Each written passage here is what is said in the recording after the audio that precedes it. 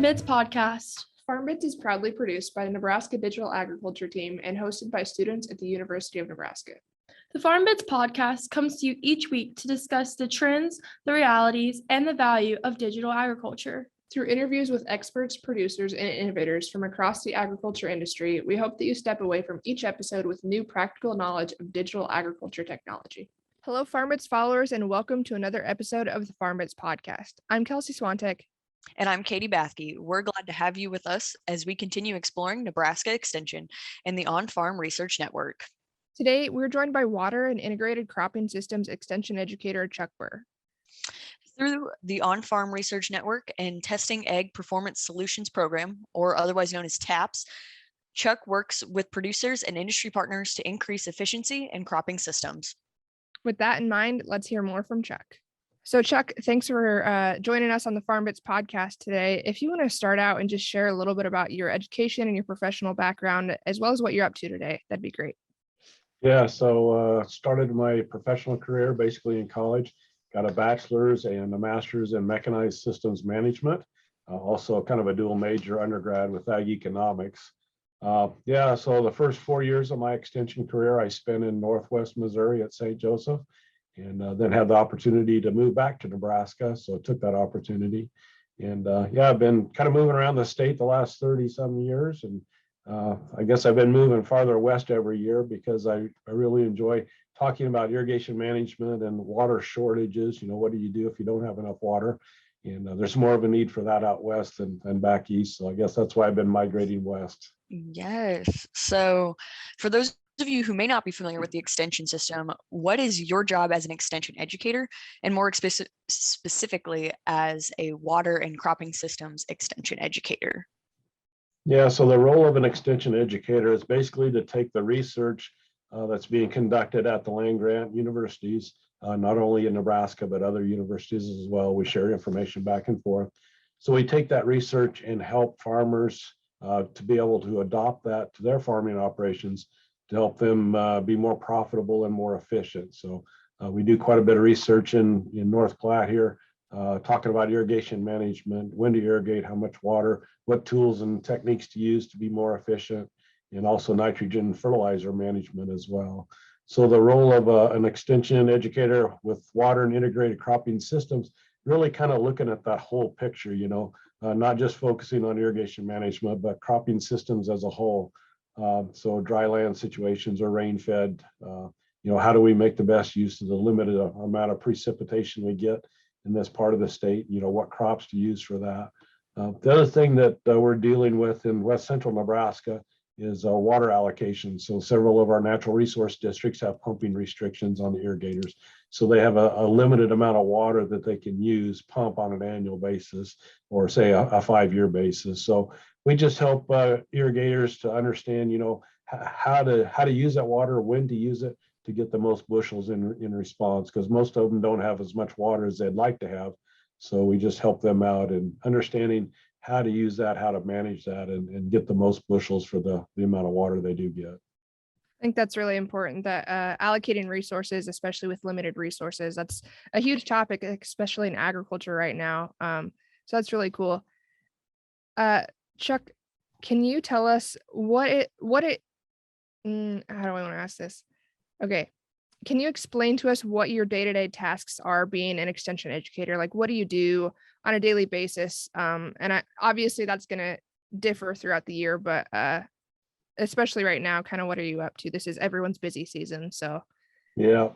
Great question. So a lot of different things happen in the day of an extension educator. You'll get phone calls. I talked to a person from Arkansas this morning that's interested in purchasing some land out in the area and had questions, about getting help with not purchasing the land, but maybe improving irrigation systems and things like that, so that the farming operation can be more efficient. So get questions about, how much cash rent should I be charging my tenant?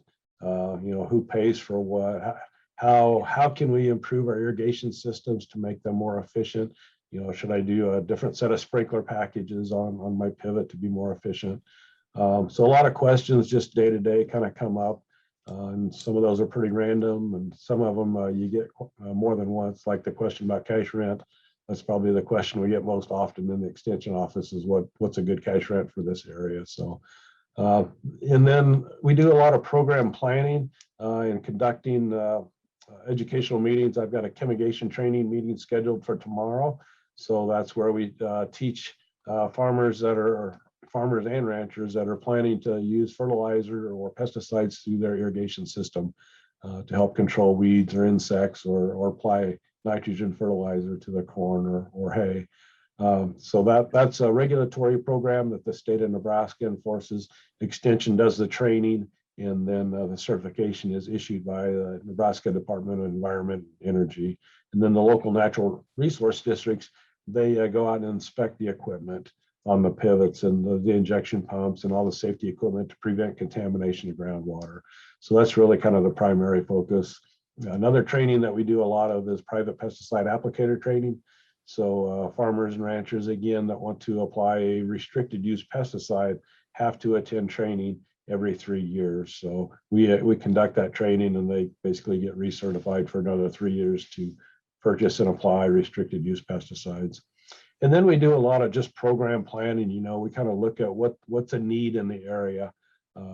And we develop a program around that, the educational program. OnFarm Research is for sure a big part of that component. About several on-farm research projects that I'm sure we'll talk about here later in the broadcast. But yeah, again, just demonstrating to producers, helping them adopt that technology, and again, make their operation be more profitable and more efficient. I like that you use that term local. You're working on local problems.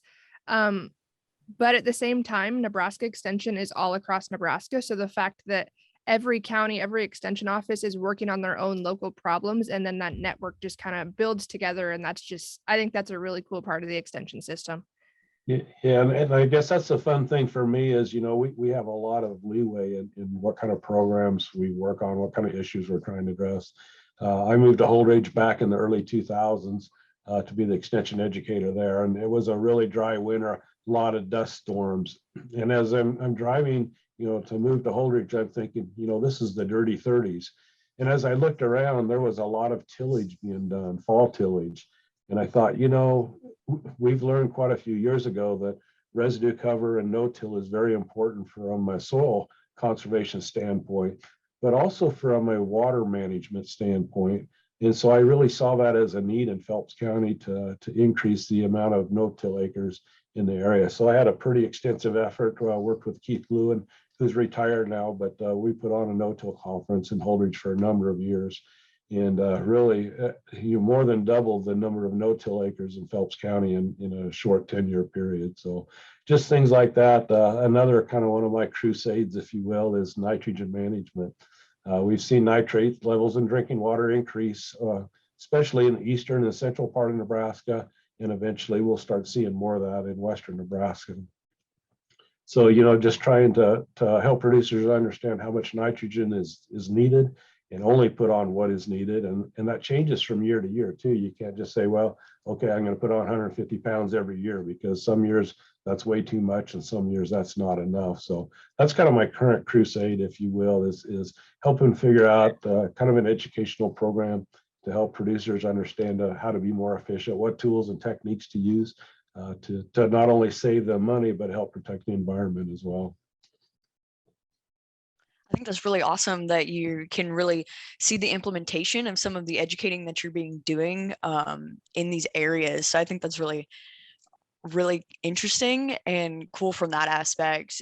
You kind of mentioned a little bit of your work around studying nitrogen. So I guess my next question for you would be that you're currently working on a research study within nitrogen and winter wheat. Can you tell us a little bit more about that? Yeah, so this project is part of a grant application that Dr. Layla Puntel and Laura Thompson submitted a couple of years ago. It's a natural resource conservation service, a conservation innovation grant, or CIG grant. And kind of the whole project is about helping producers be more efficient, how to test out some of these tools and technology that we have available, and see if they can apply them on their farming operation. So a year ago, we had several wheat fields in the area and a cornfield in the area. where we collected a lot of data on that, and again, helped the farmer understand how much nitrogen to put on. The ones last year, at least the ones in wheat, were pretty much targeted around using satellite imagery to help predict if they needed more nitrogen in certain areas of the field or not.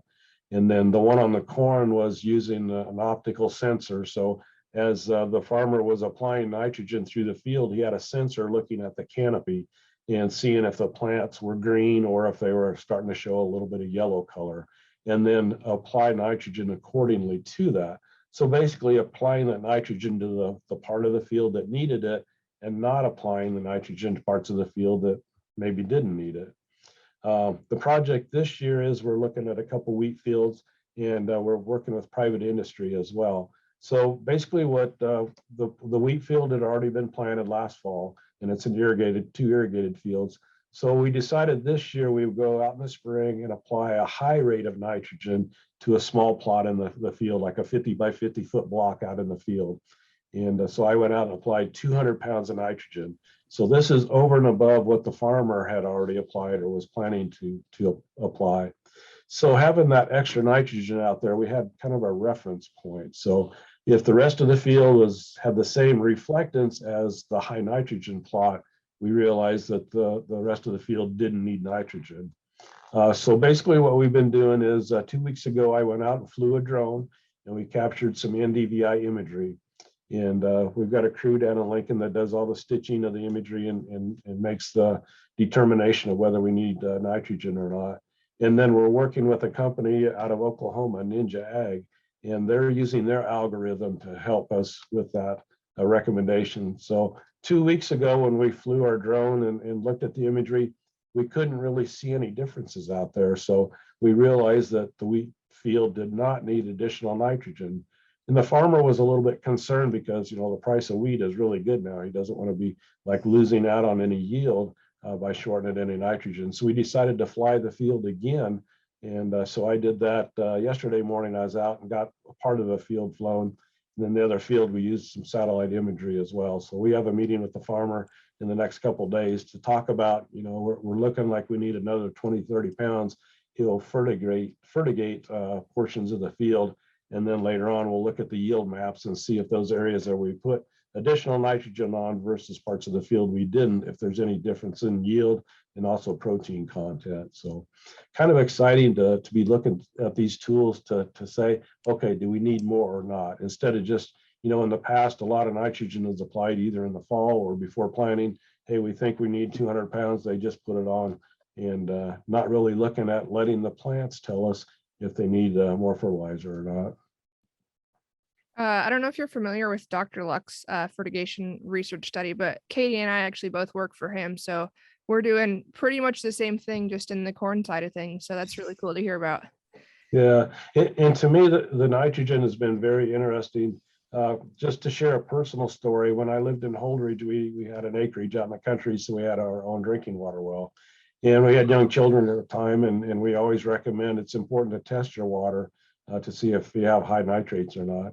And in the 12 years that we lived there, our nitrate levels doubled and moved above the EPA drinking water stand of 10 parts per million nitrate nitrogen. So we had to install a reverse osmosis system for our drinking water to help protect us, and then of course anybody else that would visit us as well. So I've been watching the nitrates for the last 35 years and doing, I guess, what we can to help prevent the nitrates from moving down and ending up in the drinking water.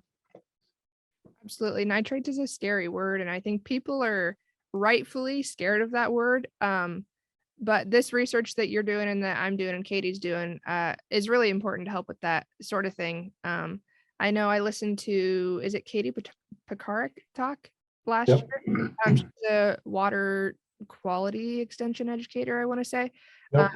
And she put a big map up on the board, and it was like by county, how many children are born with birth defects because of nitrogen. And like my county was like the darkest purple on the map. And I was like, that's terrifying. Like that's home. It doesn't get more close to home than that. So like this research is really important. And I think it's really cool to be part of it too. Yeah, it's really important to know where your nitrates are at. Of course, if you live in town, the city would test for nitrates 4 times a year and make sure they're not delivering water that's high nitrates. But anybody that lives out in the country and has their own drinking water well, it's really their responsibility to check for nitrates. And we would recommend they test that at least once a year, because it can change over time. And, you know, when we lived at Holdridge, that was prime example of seeing it double and move above that the EPA drinking water limit. So I'm going to kick back to, you mentioned Ninja Ag is who you work with. And the way I understand it is they're a soil fertility management company. I looked at their website and they're huge into, they say, let the field do the talking. Can you talk briefly on how their system actually works and how they stay true to that mantra that let the field do the talking? Yeah, and it kind of goes back to our discussion about that high nitrogen plot, you know, out in the middle of the field. So basically what we're looking at with the canopy reflectance, the NDVI image, is the color coming off the canopy. And this imagery is, you're able to pick up subtle differences that you and I can't see with the human eye. So we're looking at the color of the light coming off the canopy. If it's a little bit lighter than kind of a normal green reflectance or red reflectance, we know those plants are more than likely nitrogen stressed. And so that's why we look at different areas of the field, and it really, you know, comes back to soil type and previous history. So certain areas of the field may have enough nitrogen, other parts of the field may not. So we're allowing that imagery to tell us what parts of the field need more nitrogen, and then the fertigation is a great way to be able to apply additional parts of nitrogen to a specific area of the field, and maybe not another part of the field that doesn't need it. Yes. So I enjoyed like listening to that and like hearing about how kind of the industry is kind of picking up some of these different techniques, and then with some of what I've learned from Dr. Luck's lab. So I really enjoy that. Let the field do the talking, or you even mentioned let the plant do the talking, because I'm probably more of a plant person. So I really like that. Can you share with us kind of how long this study's been going on, maybe some of the results that you're seeing? And you've touched quite a bit on kind of the importance that you feel about it. So yeah, so this particular study has been going on for 2 years, the CIG project. I haven't got to see a lot of the results. One of the farms here in north of North Platte, where the producer is using a sensor, he was pretty excited to be able to get that sensor to work. In fact, I talked to him about this project, and he says, well, I've got the sensors, but I took them off my applicator and they're in a corner of the shop because I couldn't make them work. I'm like, okay, well, maybe this is an opportunity to try it out again. And, you know, with the research that's been done with the university, to be able to help you figure out how to utilize them. And so I actually went out in the field with him when he was applying nitrogen side dress with his applicator. And he was really, really excited. It's like, wow, now my investment's really paying off. And, you know, Dad won't be mad at me because we spent several $1,000s and they're just sitting in the corner of the shop, you know. So I guess I put that out there to anybody else listening to this. If you're interested in using sensors or imagery to be more efficient, you know, reach out to your local extension, water and integrated cropping systems educator. You know, allow us to help you go through that process of learning how to utilize it and make it useful not only to you but to the environment as well. So yeah, just seeing the excitement on his face as we're going through the field and areas of the field he knew were nitrogen stressed. The sensor picked that up and put on additional nitrogen there. So it allowed him to put on less nitrogen and be more efficient with that, which is really huge this year because nitrogen costs, you know, more than doubled from a year ago. So the nitrogen is very, very expensive to apply now. You don't want to be putting on an extra 20, 30 pounds if you don't need to, because that's $20 or $30 an acre that's not really needed. Yeah, absolutely. That sounds kind of like any farmer ever that just couldn't get it to work. So I threw it in the corner and it's been collecting dust for 3 years now. Like, and that sounds like my family too. We're terrible at it. But again, that's what I love about Nebraska Extension is like, we have the resources, especially with digital ag right now. We're dumping a lot of money into the resources and research and helping farmers as much as we can. So I think that's super valuable. And I love hearing about stories like that when it's just like, just ask and we can help. That's all there is to it. Yep, just ask. Don't need to overcomplicate it. Yep. A little about the value of industry partnerships in Nebraska Extension and the OnFarm Research Network. Yeah, so, industry partnerships for me in the last 30 years have changed tremendously. When I started in Extension, I would decide to hold a meeting. I would call an industry partner and say, hey, give me $500 and I'll put your logo on my brochure, to help promote the event. Now it's really changed. Extension realizes that, we're not the only source of information that producers listen to, right? And for great reason, because there's a lot of tools that have been developed maybe outside of the university system, or maybe it's a tool developed by the university that has now been privatized, purchased, and then now it's being marketed by a private industry. So we realize there's some great tools and techniques out there to allow us to be more efficient, more profitable. And it's really kind of fun to work with them. We'll probably talk a little bit more about our TAPPed program here in a little bit, but we've had a great industry response to that. And not only are we sharing, the technology that's available to producers, we're allowing our participants to try that out on a no risk field, if you will. So then they can decide if that tool or technique would fit into their farming operation, and then they develop that at home, utilize that on their own operation. The other thing that's been kind of neat is the industry gets some feedback from the participants. Maybe they have this web page that they think is just super, and you talk to a producer and they're like, well, that doesn't make sense to me. Why are they doing that? So it's feedback both ways. Not only are the producers having ability and access to that technology, but the industry is really getting feedback on what the participants or the farmers are looking for and what makes it more user-friendly, if you will. Without that feedback, industry sales just might start going down, and they may not understand why.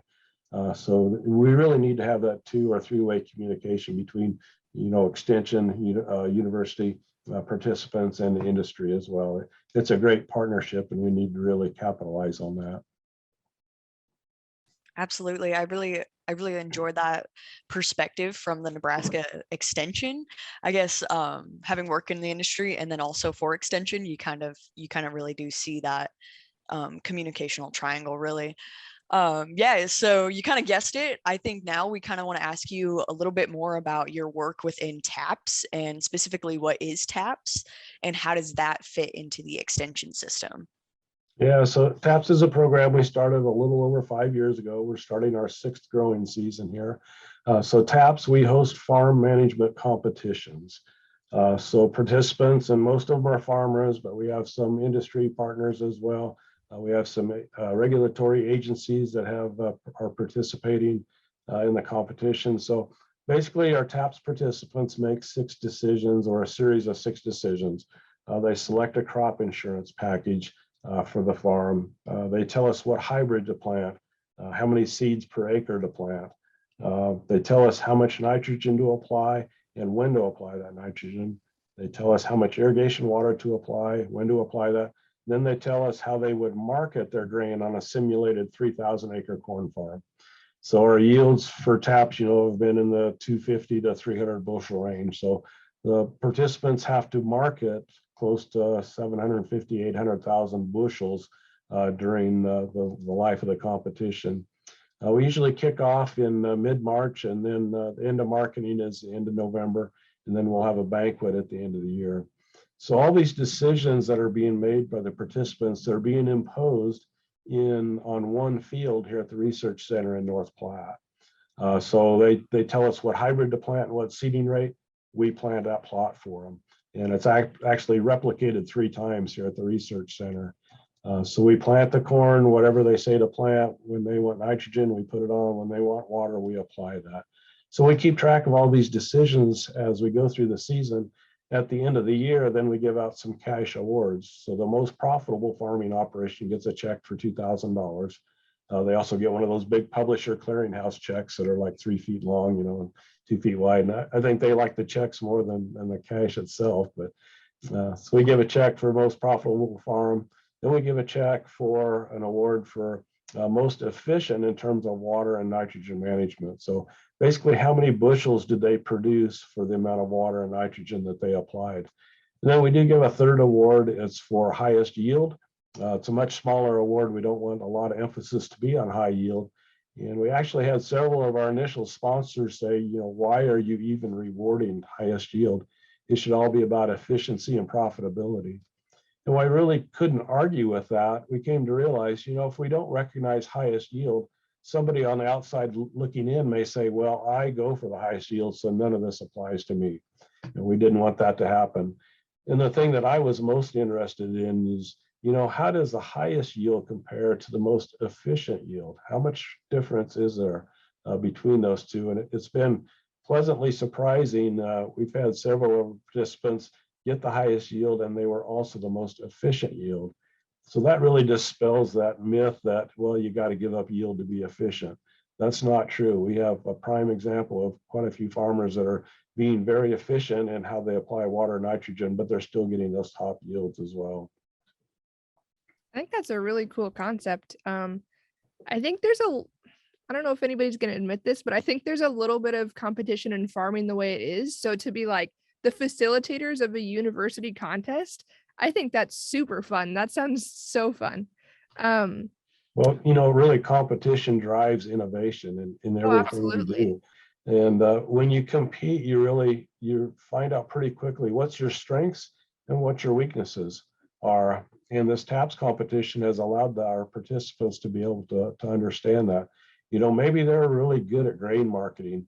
Well, but if you don't produce high yields at an efficient and at a low cost, you're not making a ton of money. Or maybe you focus only on agronomics. I'm really good at hybrid selection or picking the right seeding rate, but maybe I'm not so good on irrigation and nitrogen management. Maybe I could find some help there. This TAPPed being a competition, it's pretty easy at the end of the year to look back and say, wow, somebody produced the same yield as me, but maybe put on 100 pounds less nitrogen and 7 or 8 inches less irrigation water. And to me, the important thing is it's all in the same field. So it's at the research center, it's in a controlled environment in one field. So you take away the differences in rainfall, you take away the differences in crop water use, you take away differences in soil type. So there's really no excuses of saying, oh yeah, they got a better yield than me because they get more rain in that county, or they got better soils than me, so that's why they won. No, it's all in the same field. So it's really hard to ignore that at the end of the year when somebody gets the same yield and puts on a lot less inputs than you do, or maybe they do a much better marketing job than you and get a lot more cents per bushel than you do. It's pretty hard to ignore that. And it's really kind of a wake-up call for our participants to see somebody doing that much better than them. That gives them some incentive to go out and figure out, well, what can I improve? How do I go about improving that? And that's where they can rely on the university here, Extension, or private industry or other producers. We've had a lot of peer-to-peer engagement within TAPPed, where the one farmer will go up to somebody that's won the competition the previous year and ask him, how do you do that? Do you do that on your own farming operation? And they've learned from that and made huge gains then. Well, that leads perfectly into my next question. From your perspective as an extension educator, how do you see research like this being actually implemented on grower operations? Yeah, so it's been really fun to be in the TAPPed because, we're collecting a lot of research data along with this. So, we're learning about being more efficient and more profitable. But to me, the next step from TAPPed is, okay, maybe they realize they need to improve their nitrogen efficiency. That's when we can rely on the OnFarm Research program to help that producer do something on his own farming operation, without everybody else watching. They can just do it, but do it in a replicated format and collect enough data that we feel really good with the results. I've actually got one of our TAPPed participants this year that wants to be more nitrogen efficient. He noticed others in the TAPPed competition were doing better than him. So we have an on-farm research project with him. We're doing some side dress nitrogen application. We took the soil test. We'll put in replicated strips of different nitrogen amounts on side dress. And then I'll come out and fly the drone a couple times this summer to look at the imagery and see if we can pick up those differences in plant health or not. And then, of course, the telling tale at the end of the year is going to be the yield. If you put on more nitrogen, did you get additional bushels or not? If you didn't, then it was really a waste. You could have got by with less. So that to me is the next phase of participants in TAPPs competing, finding out what they need to work on, then utilize the OnFarm Research program to help them make that step, I guess, if you will, improve in management on their farming operation. Yes, I like how you mentioned both kind of how the research and how the growers can work and kind of learn both from each other. So I guess my next question for you is, what are you most excited about moving forward with Nebraska Extension and the Nebraska On-Farm Research Network? Yeah, so I've been in Extension for 35 years. I've seen a lot of technology development over the last 35 years. And it's really exciting for me to finally be able to have the tools to help those producers make those better decisions on water and nitrogen management. I've promoted scheduling the last irrigation for the last 30 years. But now we have the tools, the soil moisture sensors, we have the crop water use estimations at the field edge to help producers have that valuable information to make that decision. Do I need to water another time or two at the end of the year, or do I have enough? Would I just be wasting that water, have an additional pumping cost, and then that water, not going to produce grain? So that's the exciting thing to me, I guess, is having this technology. And we have some great extension programs now to help producers be able to adopt this technology on their own farming operations. That's awesome. This might be the same answer, but it's a different question. So if it's the same answer, you can just yell at me and we'll get rid of this part. What's something you look forward to in the future of digital and precision agriculture? Yeah, I think it's exciting to know we have the tools that we have now. It's exciting to see how that's going to develop over the next 5 years to me. Still in the back of my mind, and it probably comes from working in Missouri, the show me state. The first 4 years of my career, that we have a lot of tools available, but which ones are the ones that are going to really make a difference? And I think through the digital ag and the on-farm research, that's going to help us to be able to identify those tools that really work, in 99 years out of 100 or 9 years out of 10, that people can really put all their eggs in that basket and feel very confident that it's going to make a big difference to their farming operations. So yeah, I think just the development, we've got new companies coming into the digital ag scene every day. Another new one pops up, seems like about every day, but it'll be exciting to see how that continues to develop over the next 5 to 10 years. So because our focus this season is in Nebraska Extension, we want to hear from you about what you think, what makes Nebraska Extension different from possibly extension programs in other states. Yeah, so great question. So in Nebraska, we have focused educators. So I'm focused on water and integrated cropping systems. We have beef extension educators that focus only on beef management. So that allows me to really focus in and maybe even focus more within the water and integrated cropping systems. My downfall would be on soil fertility. I'm not very good with that. I didn't take enough classes, didn't have enough experience with that over the years. So I have other WICS educators that I can call upon to come in and help answer some of those questions, or come in and deliver a program for a specific area that they're more qualified in. So I guess that's the exciting thing to me is we can really focus in. In many of the states across the U.S., the extension educators is pretty much a generalist in agriculture. So maybe they're only in 1 or 2 counties, and they pretty much handle all the beef and livestock questions, all the crops questions. It's pretty hard to be focused in on a specific area and really get to know that area and have all the experience and follow the research in a specific area. So that's what's exciting to me. We've just hired several new educators that have this digital ag experience. So I really see our programming in Nebraska Extension to kind of really explode in the next 5 to 10 years in terms of digital ag. And, we've collected yield monitor data for years, but I don't think we've done a really good job of utilizing that yield monitor data to help make decisions on those farms, again, to help them be more efficient, more profitable. And I just really see that expanding a lot in the next 5 to 10 years. That's very cool. That's a good perspective. Thanks for that. Is there anything we didn't ask or talk about that you want to share before we wrap this up? The other thing I'd like to mention about the TAPPed program is this model is really expanded to other states as well. Jason Warren down in Oklahoma started a TAPPed corn competition. He's been going for 3 years. The next year he added a cotton competition. So if you want to be a cotton farmer, I guess you can compete in his competition. So that's in Oklahoma. Colorado just received funding. They'll be starting a TAPPed program next year. Texas is planning one. Florida is starting a TAPPed-like competition in Florida as well. So this kind of extension method of engaging with industry and engaging with producers, the whole season, it's not just like, hey, I'm going to have a meeting, come learn from me. It's really kind of engaging with them the whole year long. Okay, you made this decision last week. Now we've got another decision this week. How are you going to think about that differently, or have things changed to help you maybe change the direction of your farming operation? I guess that the TAPPed competition, the competition mainly getting people excited about it, knowing their strengths and weaknesses, having that as an opportunity to compete.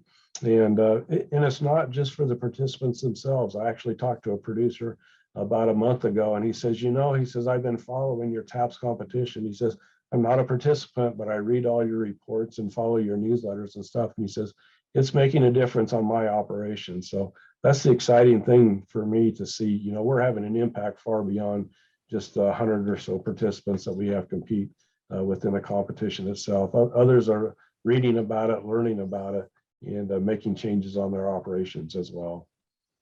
I can tell you, as a college student going into her senior year and as an education major, that engagement in this case, they're adults, but they're still students, they're learning from you. Engagement is huge. It's not always effective to just lecture at someone and just throw words at them.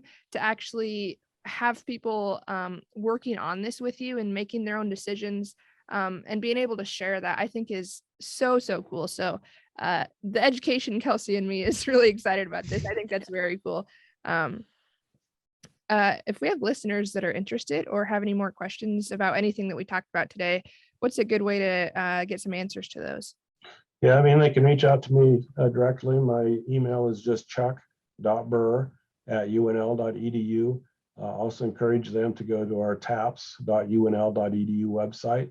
All of our past reports are on there. All of our industry partners who we're working with, our participants are on there as well. So they can learn more about TAPPed. If they want to compete in the future, send me an email, or we've got an email address on our website as well. So yeah, check it out. And if you're interested, give me a call or send me an email. I'll be glad to visit with you. Right. Thank you so much for kind of sharing all about kind of the TAPPed program, and really about your passion for wanting to educate people on this side of agriculture, on irrigation management, and kind of how we can start using education and engagement to push science forward and push agriculture forward. I really enjoyed that today. I guess our last question for you is that, do you have any advice or words of wisdom for producers in any location that may want to get involved in the extension systems, and whether that be in Nebraska or within other states? Yeah, so, don't be afraid to reach out to your extension educator in your area, or if there's somebody, maybe a county or two away that maybe has a different set of experiences or background, feel free to reach out to them as well. The other thing that I probably should have mentioned earlier when we were talking about nitrogen management, through the TAPPed program, every year we look back and see, what was the optimal rate of nitrogen to apply for that year. And it has varied 100 pounds from year to year. So yeah, even our UNL nitrogen calculator overestimated nitrogen by like 70, 80 pounds one year. The next year, our calculator is very good. It's right in there year in, year out. But that one year, we had a very warm early spring. We had a ton of mineralization. And so a lot of extra nitrogen available to the plants. Producers got by with 100 pounds less. And to have that much variation from year to year really tells me that we need to go back to those plants again and have them tell us, if they need more nitrogen or not. Because if you just take the average, you're going to be off by quite a bit from year to year.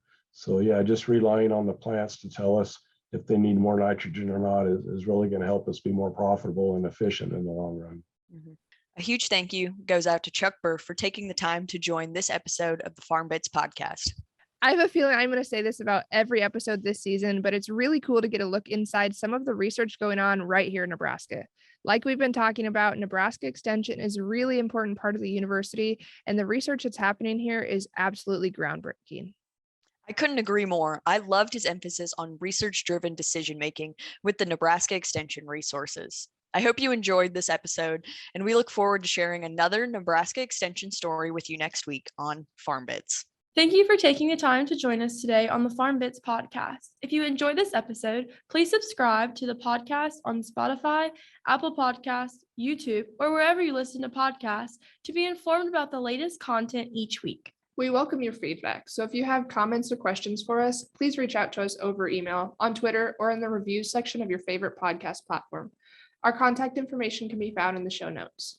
We would like to thank Nebraska Extension for their support of this podcast and their commitment to providing high-quality informational material to members of the agricultural community in Nebraska and beyond.